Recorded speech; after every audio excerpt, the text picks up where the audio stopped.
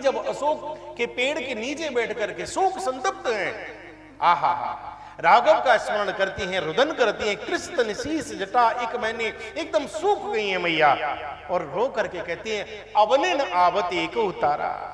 हे पेड़, हे वृक्ष, तेरा नाम अशोक है, लेकिन अशोक तेरा नाम है, मैं शोक संतप्त बैठी हूं तेरे नीचे, तो कैसा शोक है, मुझे कुछ नहीं चाहिए। त्रिजटा से कहती है मां मेरी चिता बना दो, मैं जलना चाहती हूं, मैं प्राण छोड़ना चाहती हूं। जो जलने की बात कर रही थी, जो चिता में बैठने की बात कर रही थी, और हनुमान जी पेड़ पर बैठे हुए थे ऊपर, सुनी पूरी बात, सुनी पूरी बात, देख लिया कि देख परम बिरहा कुल सीता, सो क्षण कपि कल्प सम बीता।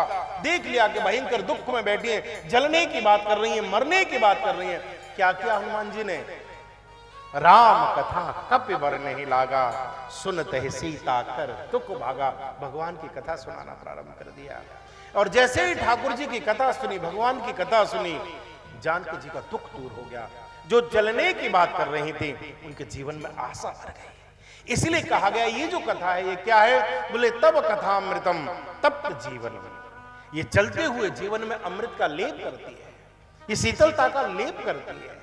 ये क्या है? बोले अमृत है, तब कथामृतम, इससे जीवन में आनंद आया करता है। इसकी बहुत बड़ी महिमा है, क्योंकि जब तक आप किसी को जानोगे नहीं, देखो सुनोगे तब न प्रेम होगा। कोई आपसे कहे कि अमुक गांव में एक इतने मोटे व्यक्ति हैं कि साहब कम से कम नहीं तो 10 लोगों से भी ज्यादा हैं, आपके मन में आ जाएगा कभी न कभी कि यार देखे तो सही है, ऐसा कैसा है तो आदमी। कोई कहे साहब वो इतने लंबे हैं कि दूसरी मंजिल तक सिर पहुंचा देते, आप कहेंगे ऐसा हो ही नहीं सकता, एक बार देखें तो सही कैसे है। आप जैसा सुनते हैं देखने की इच्छा होने लगती है, उसके प्रति प्रीति बढ़ने लगती है, उसके प्रति अनुराग होता है। ये भगवान की कथा की यही तो महिमा है। नित नहीं हो राम पद प्रीति, हम सुनेंगे तब तो उसके प्रति हमारे प्रेम होगा, तब तो उसके प्रति प्रीति होगी। ये कथा की महिमा है। कई बार कुतार्किक लोग कह देते हैं अरे साहब कथाओं से क्या हो रहा है, कथाओं से क्या हो रहा है, कथाओं से क्या परिवर्तन हो रहा है, अधर्म तो वैसा का वैसा ही हो रहा है, पाप तो वैसा का वैसा ही हो रहा है, अनाचार तो वैसा का वैसा ही हो रहा है, क्या इससे अंतर हो रहा है? तो ये युग का प्रभाव है, ये कलयुग का प्रभाव है।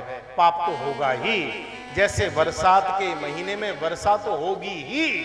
अब कोई कहे छाता बनाने वाली कंपनी में जाकर के कि पिछली साल की अपेक्षा इस वर्ष तुमने छाते बहुत ज्यादा बनाए, पर वर्षा में तो कोई भी प्रभाव नहीं, वो तो झुकी तो हो रही है, ये तो पागलपन की बात हो जाएगी। छाता बनाने से वर्षा का कोई लेना देना नहीं है, वो तो समय है होगी ही, लेकिन जो छाता लगा लेगा वो वर्षा से बच जाया करता है।